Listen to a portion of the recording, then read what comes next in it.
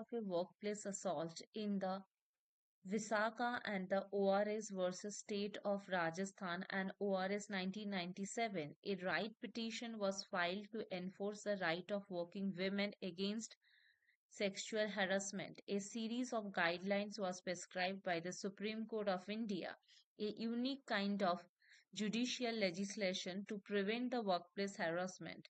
This included the duties on the employer to prevent the assault as well as constitutions of a complaints redress mechanism for aggravated person. It took more than 16 years thereafter for the legislature to enact the sexual harassment of women at the workplace, prevention, prohibition, and the redressal.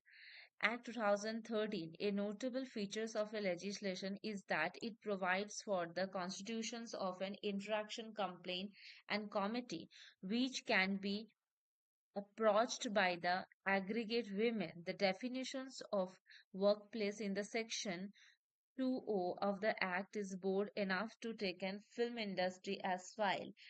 Justice Hema committee report has, however, indicated that the ICC is not suitable for women in the film industry. It is argued that there is a like likelihood of abuser or the employer influencing the ICC member. The committee therefore plead for an independent forum constituted by the government to deal with the problem issued by the women in cinema.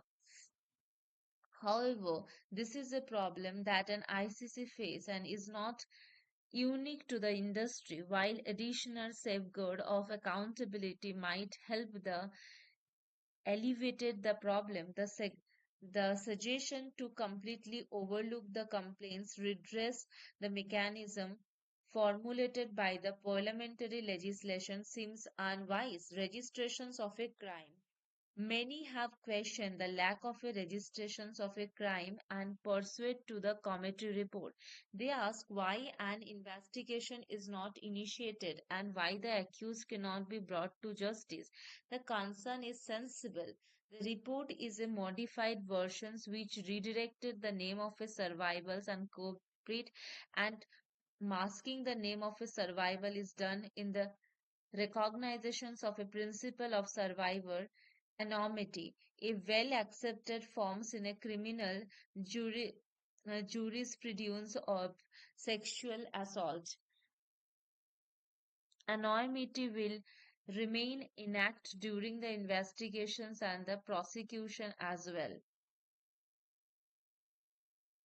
In Nipun Saxena versus Unions of India, the Supreme Court explained the importance of penalizations of the disclosures of the name and identity of a survivors of a sexual defense as a mandated in the section 228A of an Indian Penal Code, which is now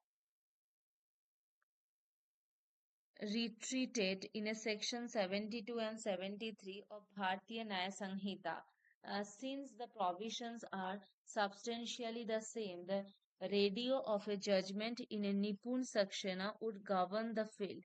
In the judgment, the court said that object of a provision is to protect the survivor from the hostile and discriminations and future harassment. This being the law of the land, the Kerala government must take a proactive role in the matter after sensiting itself in the matter. The right to privacy is a integral part of a right to life under the Article 21 of a constitution.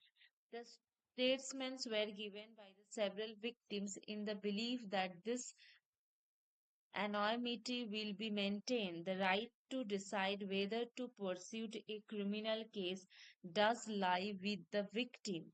It is true that our criminal justice system, the state initiate the prosecution against the accused, arguing and conducting the case on behalf of victim. However, even if the state investigates the crime, it becomes very difficult to prove a crime without the operations of a victim.